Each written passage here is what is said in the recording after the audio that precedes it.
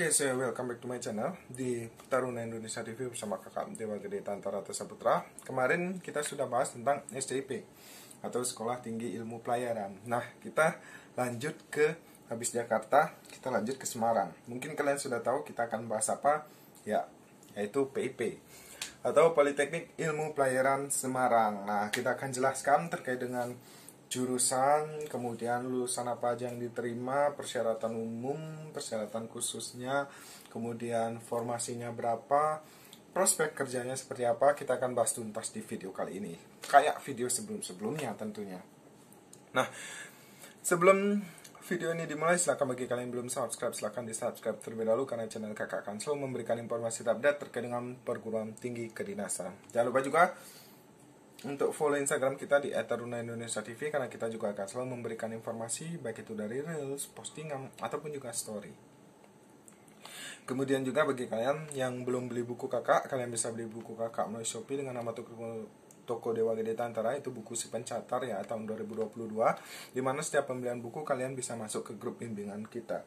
Nah, testimoni yang udah pernah masuk dan lulus itu kalian bisa cek di bagian highlight IG kita, Instagram kita di tahun 2020 dan 2019. Di bagian highlightnya sudah kita buatkan folder. Nah, jadi seperti itu. Silakan kalian cek atau enggak kalian juga bisa klik link di bawah ini, oke? Ditunggu karena stok terbatas tentunya. Baik, kita akan lanjut. Politeknik Ilmu Pelayaran Semarang atau PIP Semarang ini berada di Semarang, di Jawa Tengah, dan memiliki 3 prodi untuk jurusan pola pembibitan atau pola ikatan dinasnya. Yang pertama itu adalah diploma yang pertama itu adalah diploma 4 Nautika, yang kedua diploma 4 Teknika, dan yang terakhir adalah diploma 4 Tata Laksana Angkutan Laut dan Kepelabuhan atau TLK. Kalau di STIP kemarin adalah KALK, Ketatalaksanaan. Kalau di PIP TALK, Tata Laksana. Jadi beda ya. Beda gimana gitu. Oke, lanjut. Jadi bagi kalian yang ingin mendaftar di 3 prodi ini, tentu kalian harus memiliki persyaratan umum, antara lain kalian harus WNI, kalian harus dilengkapi dengan KTP. Kalau nggak ada KTP bisa KK, kalau nggak ada KK bisa surat keterangan telah melakukan perekaman EKTP. Kemudian kalian tentu untuk pria memiliki tinggi badan 160 cm minimal, dan untuk wanita itu 155 cm minimal ya. Segini nih. Nah, jadi seperti itu. Kemudian untuk persyaratan umum lainnya, kalian tidak pernah dipecat atau DO atau diberhentikan secara tidak hormat dalam pendidikan sekolah perhubungan. Jadi kalian bukan bekas taruna ya, masih perawan lah ibaratnya. Kemudian lanjut, kalian tentu tidak bertato, kemudian tidak ada bekas tato, kemudian tidak bertindik untuk pria, kemudian tidak bertindik lebih dari 1 pasang untuk wanita, tidak bertato juga atau bekas tato untuk wanita juga, tidak pernah menggunakan narkoba, kemudian tidak pernah berkecimpung dalam kriminalitas ataupun pernah diproses sampai P21 dan lain sebagainya, itu tidak boleh. Kemudian kalian adalah lulusan SMA atau sederajatnya, SMK sederajatnya, seperti itu. Nanti untuk nilai rapot juga ada minimalnya, biasanya 70 atau 7. Jadi ditunggu nanti pengumuman resminya, akan kita share juga. Nah, itu secara umum persyaratan kalian. Kemudian persyaratan khusus ya. Persyaratan khusus kalian itu antara lain, tapi bentar dulu ya, kakak mau join link Zoom dulu karena hari ini kakak ada apel pagi secara Zoom. Dan lanjut ya. Jadi untuk lulusan apa aja yang diterima dari masing-masing prodi ini akan kakak share. Jadi yang pertama dari diploma 4 Nautika dulu. Nah, diploma 4 Nautika ini menerima jurusan apa aja atau lulusan apa aja. Yang pertama yaitu SMA IPA. Kemudian untuk SMK Pelayaran Kapal Niaga dengan jurusan Nautika Kapal Niaga. Kemudian SMK Pelayaran Kapal Penangkapan Ikan dengan jurusan Nautika Kapal Penangkapan Ikan. Nah, itu untuk diploma 4 Nautika. Kakak buat nama dulu ya, bentar aja.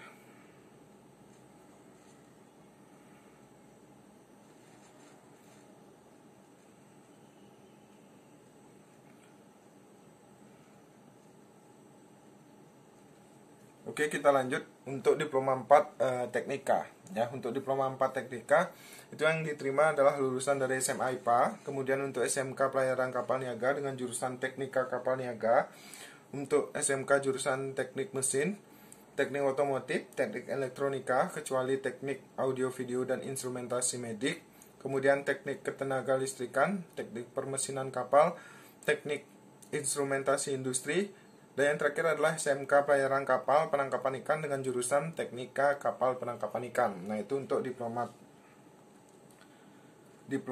4 dari teknika. Kemudian untuk diploma 4 Tata Laksana Angkutan Laut dan Kepelabuhan atau TALK ya. Untuk TALK lulusan yang diterima belum mulai ya. Jadi untuk TALK lulusan yang diterima itu adalah SMA IPA. Nah, ini IPS juga bisa ya. Jadi kalian catat nih untuk adik-adik yang dari IPS. Kalian bisa catat. Kemudian SMK Pelayaran Kapal Niaga, SMK Bidang Bisnis dan Pemasaran, Manajemen Perkantoran, Akuntansi dan Keuangan, Teknik Komputer dan Informatika, Teknik Telekomunikasi, kemudian Logistik, dan yang terakhir SMK Pelayaran Kapal Penangkapan Ikan dengan jurusan Nautika dan Teknika Kapal Penangkapan Ikan. Nah, setelah kakak bahas tentang lulusan yang diterima, tentu nggak afdol ya kalau kita nggak bahas perkiraan kuotanya yang diterima ini berapa. Nah, untuk perkiraan kuota, ternyata PIP Semarang ini lebih sedikit dibanding dengan STIP Jakarta. Nah, bagaimana rinciannya kita akan bahas. Diploma 4 Nautika itu menerima 2 kelas, kemudian Diploma 4 Teknika itu menerima 2 kelas, dan Diploma 4 TALK ya, TALK itu menerima 1 kelas ya. Jadi Diploma 4 Nautika itu kurang lebih kuotanya adalah perkiraan 48 taruna-taruni, Diploma 4 Teknika juga 48 taruna-taruni, dan Diploma 4 Tata Laksana Angkutan Laut dan Kepelabuhan itu hanya 24 taruna-taruni. Nah, jadi sedikit ya. Untuk Diploma 4 TALK yaitu hanya 1 kelas. Kok belum mulai zoomnya ya? Padahal udah 8:30. Jadi itu sih yang dapat kakak sampaikan ya terkait dengan lupa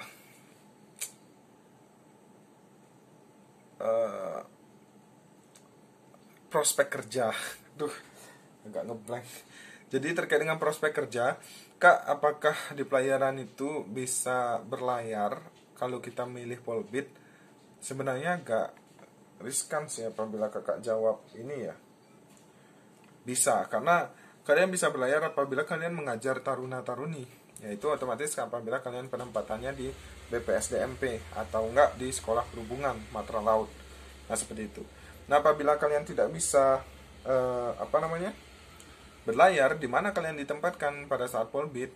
Ya, tentu yang pertama di perkantoran ya, yang ada di Kementerian Perhubungan, kemudian ada di Direktorat Jenderal Perhubungan Laut, kemudian sama yang terakhir di UPT masing-masing sesuai dengan SK penempatan nanti. Nah, jadi itu yang dapat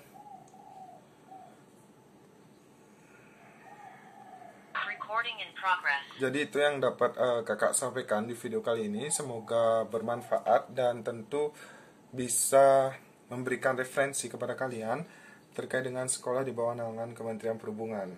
Mungkin itu sih. Terima kasih sebelumnya yang sudah menonton video ini sampai akhir, dan jangan lupa juga untuk follow Instagram kita di @taruna_indonesia_tv, dan jangan lupa juga untuk beli buku kakak melalui Shopee dengan nama toko Dewa Gede Tantara, dan tentu dapatkan bonus ke masuk grup bimbingan kita.